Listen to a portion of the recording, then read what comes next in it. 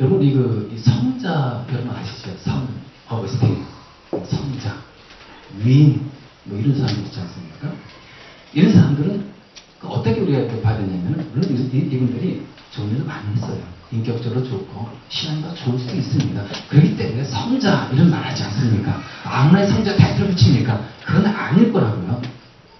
분명히 그들은요, 우리보다 더 윤리적으로 나았습니다. 도덕적으로 나을 수 있습니다.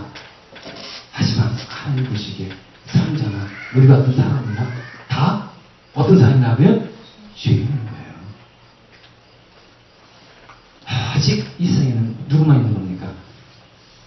한번 구절을 보겠습니다. 10절 보니까요, 성경에 이렇게 기록되어 있습니다. 의인은 없다, 한 사람도 없다. 이걸 우리는 꼭 기억을 해야 하는 것입니다. 한번 우리 한번 보겠습니다. 파스칼도 나오고요. 여기 보면은 나는 의인이나 위인이나 성자가 존재한다는 말을 믿지 않는다. 이 땅에는 오직 한 가지 종류의 사람들만이 존재한다. 그들은 죄인들입니다. 죄인입니다. 여러분, 이 세상에 존재하는 사람들이 다 누구라고요? 죄인만 존재하는 거예요. 나는 성자다, 나는 의인이다. 이것이 아니라, 여러분, 누가 다 존재한다고요? 죄인만 존재한다는 거예요. 어거스틴도 얘기했습니다. 세상에는 두 종류의 죄인이 있는데, 하나는 내가 죄인이라고 인정하는 죄인이 있고, 다른 하나는 내가 의인이라고 하는 죄인이 있다. 자기가 아무리 의인이고 나는 죄를 적게 졌고 나는 진짜 도덕적으로 흠이 없다, 아무리 외쳐도 이 사람도 결국은 죄인인 거예요. 그래서 우리가 이 사실 앞에 어떻게 얘기했습니까? 우리는요, 다들 죄인이라는 거, 이것을 우리가 인정을 해야 한다는 겁니다. 내가 이렇게 철저하게 내가 이렇게 죄인이었구나. 이걸 인정하고 나갈 때 우리가 그때 뭐가 보일 줄 아십니까? 죄의 실체를 볼 수 있는 거예요. 내가 죄인인 것을 알지 못하는데 어떻게 죄의 실체를 볼 수 있을까요? 여러분들이 내가 어떻게 죄인도 아닌데 어떻게 여러분들이 하나님 앞에 온전히 회개가 나올 수 있을까요? 난 죄인이 아닌데, 난 죄를 짓지 않는데, 하나님 앞에 내가 죽을 죄도 짓지 않았는데 내가 어떻게 내가 진짜 죄에 취할 수 있는가? 이렇게 생각하는 사람이 어떻게 하나님을 온전히 믿고 헌신하며 나갈 수 있냐 이거예요. 그럴 수 없다는 거예요. 그래서 우리가 이 죄의 실체를 한번 좀 생각 좀 해봐야 합니다. 11절 한번 보겠습니다. 본문 다시 한번 볼게요. 11절 보면 이게 이제 우리에게 뭘 알려주냐면요, 죄의 그 심각성, 죄의 그 참상을 우리에게 그대로 알려주는 이 규율이 11절에서 18절까지 그대로 나와 있습니다. 11절 보니까요, 죄를 지은 이 죄인의 모습 보시기 바랍니다. 죄인이 어떤 계태냐면요, 깨닫는 사람도 없고 하나님을 찾는 사람도 없다. 죄인은요, 깨닫지 못해요. 그리고 하나님을 찾지 못합니다. 이게 어떤 겁니까? 죄인은요, 죄를 지은 죄는 하나님을 떠나 산다는 거예요. 진리를 떠나 산다는 것입니다. 진리를 떠나, 그리고 하나님을 떠나간 이 사람, 여러분, 이 사람들은 어떤 사람이라고요? 모두가 격길로 빠져가는 사람들이에요. 격길로 빠진다. 이거는 뭡니까? 하나님을 바라보면서 하나님을 향한 이 삶이 아니라 죄된 삶 살아가는 사람들을 우리는 격길로 빠진다는 거, 이렇게 표현하는 것이죠. 이게 바로 죄 아닙니까? 죄. 결국은 어떻게 되는 겁니까? 하나님을 바라보고 따라가지 않고 경외하지 않는 그런 믿음의 삶을 살지 않는 사람들의 모습은 어떤 모습이라고요? 격길로 빠져서 결국은 쓸모없게 된다는 거. 여러분, 집에 보면 깨끗한 그릇이 있고 더러운 그릇이 있습니다. 여러분, 더러운 그릇은 여러분 어떻게 취급합니까? 여러분 쓸 수 있나요? 더러운 그릇은요, 깨끗이 씻고 난 다음에 거기다 음식을 넣어가지고 먹을 수가 있는 것입니다. 그때 사용할 수가 있는 거예요. 더러운 그릇은 쓰지는 않습니다. 마찬가지예요. 이 죄인된 우리들은 더러워졌고 부패해졌기 때문에 하나님이 쓸 수가 없는 거예요. 쓸모없는 무익한 그런 모습으로 살아갈 수밖에 없다는 것입니다. 사실 이 선한 이 격기로 빠져서 무익하고 쓸모없는 이 인간이 무슨 선한 일을 할 수 있겠습니까? 깨달을 수도 없고 진리를 알지 못하는데 어떻게 선한 일을 할 수가 있나요? 그 다음에 또 우리가 또 어떤 이 죄의 모습을 또 볼 수 있습니까? 13 보니까 그들의 목구멍은 열린 무덤이다. 혀는 사람을 속인다. 입술에는 독사의 독이 있다. 입에는 저주와 독설이 가득 차다. 이게 이제 어떤 거냐면은 이 인간의 이 죄를 지은 그 인간의 이 모습에 이 죄된 그 모습을 그대로 보여주고 있는데요. 다시 말해서 이 죄를 지은 인간의 이 모습 중에서 이 입술 있지 않습니까? 입술은 죄를 짓는다는 거예요. 그들의 목구멍은 열린 무덤이다. 열린 무덤. 여러분 그 옛날 그 팔레스타인 지역, 예수님 당시도 마찬가지죠. 예수님도 십자가에 돌아가셔가지고 그 무덤에 이제 동굴에 안치되지 않았습니까? 그죠? 그리고 이 나사로도 그렇지 않습니까?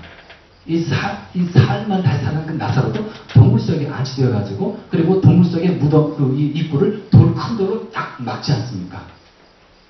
그런데 한 뭐 3일 지나고 4일 지나고 5일 지나고 10일 지나가지고 여러분 그 동굴에 딱 안치된 그 시체는 굉장히 진짜 부패하고 냄새가 얼마나 심각하게 이 악취가 나겠습니까? 썩는 건데. 근데 이제 이 썩어가지고 막 냄새나는 그 동굴이 진동하고 있는 그런 상황에서 여러분 이 동굴의 그 이 문을 가로막고 있는 그 문 있지 않습니까? 돌문. 그걸 한번 쫙 열어보세요. 그러면 그 동굴 안에 있는 그 시체 썩은 냄새가 밖으로 확 나오지 않겠습니까? 이것을 의미하는 거예요. 바로 우리의 입술이 그렇다는 겁니다. 죄된 입술은 결국은 뭘 하는 거라고요? 입에서 저주가 나오고 그 뭡니까? 이 독한 말이 나오는 거예요. 이것이 이 죄를 지은 인간의 이 모습이라는 것입니다. 그래서 이 죄를 지은 인간이 가장 쉽게 죄를 범하는 것이 입술의 죄인 것이죠. 그래서 우리가 왜 자꾸 입술에 죄를 짓습니까? 죄인에서 그러는 거예요. 저도 그렇고, 여러분도 그렇고, 마찬가지인 것입니다. 쉽게 너무 많은 죄를 범하는 거 아니겠습니까? 그 다음에 또 15절, 16절, 17절 보니까요. 발은 피를 흘리는 일에 빠르며 그들이 가는 길에는 파멸과 비참함이 있다. 그들은 평화의 길을 알지 못한다. 그들의 눈에는 하나님을 두려워하는 빛이 없다. 여러분, 발은 피를 흘리는 일에 빠르며 이것은 바로 우리 인간이, 죄된 인간이 행동한 죄를 쉽게 범한다는 것. 이걸 얘기해 주고 있는 거예요. 여러분, 우리가 입술로도 죄를 쉽게 짓지만요. 결국은 또 우리가 이 행동으로 쉽게 죄를 짓네요. 왜 그렇습니까? 우리의 본성이 악하잖아요. 우리의 본성이 죄 유혹과 아주 그냥 딱 맞게 되어 있습니다. 죄 본성하고 죄 유혹하고 딱 맞게 되어 있어요. 그러니까 금방 반응하는 거예요. 죄 유혹 앞에. 그러니까 금방 반응이 되니까 어떻게 되는 겁니까? 죄를 쉽게 빠르게 짓는 거예요. 근데 문제는 무엇입니까? 그들이 가는 길에는 파멸과 비참함이 있는데 여러분 그것을 알지 못하고 간다는 거예요. 예를 들어서 여러분 죄를 짓고 열심히 살지 않습니까? 그럼 그 앞에는 비참함이 있고 그리고 그 앞에는 파멸이 분명히 있음에도 불구하고 그것을 알지 못하고 죄만 짓고 살아가는 거예요. 앞에 낭떠러지가 있음에도 불구하고 그걸 알지 못하고 가는 겁니다. 가다가 어떻게 되는 겁니까? 낭떠러지 떨어지는 거죠. 이것이 바로 죄된 사람의 그 모습인 겁니다. 얼마나 비참합니까? 자기 앞에 낭떠러지가 있는데도 불구하고 그것을 모르고 계속 그 길을 걸어간다. 그들은 평화의 길을 알지 못한다. 이렇게 나왔는데 평화의 길. 여러분 평화의 길이 분명히 있지 않습니까?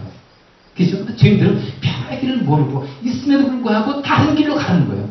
마음은 근심과 걱정과 불안으로 그냥 두려움으로 가득 그냥 가지고 그냥 가는 그 길이 어떤 길이라고요? 평화의 길이 아닌 거예요. 분명히 있음에도 불구하고 알지 못하고 걸어가는 삶의 모습이 어떤 모습인 겁니까? 죄의 삶의 모습인 거예요. 그러면서 이제 그들 눈에는 하나님을 두려워하는 빛이 없다. 하나님을 두려워하지 않을 때, 하나님을 경외하지 않을 때, 우리들의 이 죄는 어떻게 되겠습니까? 칼빈이 이제 얘기했어요. 한번 보겠습니다. 칼빈, 우리 장로교에 아주 참, 뭡니까? 종교 개혁자죠.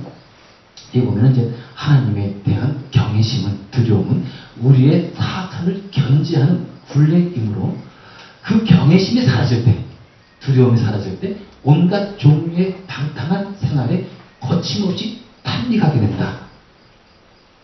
우리가 하나님을 두려워하며 살아가는 거하고요.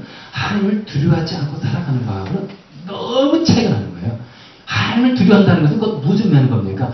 내가 죄를 짓지 못하도록 제어장치. 이게 어떤 겁니까? 하나님에 대한 경외심, 두려움. 이 장치가 없으면 사람들은 마음 놓고 죄를 짓고 탑득하게 되고 죄력이 쉽게 빠지고 하나님을 두려워하지 않을 때 우리는 너무나도 쉽게 죄를 짓는 거예요. 방탕의 길을 들어서는 겁니다. 따라서 우리가 하나님을 경외하는 하는 삶을 살아가야 되는 거예요. 이게 지혜로운 사람의 모습인 겁니다. 신앙의 모습인 거예요.